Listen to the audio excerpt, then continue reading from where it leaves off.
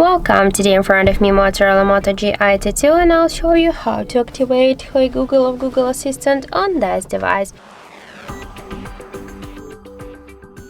So let's just first open the Google application and after that tap on the right upper corner, then click here to the settings section and tap to the voice, then just click to the voice match and be sure that the Google Assistant is activated. After that tap here once on the switcher, click to the next, read the description and tap yes I agree, tap to continue.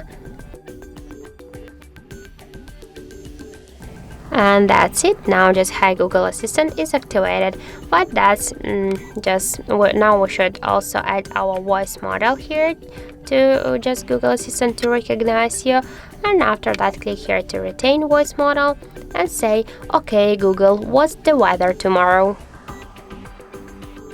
Okay Google, remind me to water my plants every Monday. Hey Google, make a call. Hey Google, set a timer for 5 minutes. And after that tap to finish. And that's it. Now Hey Google feature is activated successfully. So thank you for watching, and if you find this video helpful, don't forget to leave a like, comment and to subscribe our channel.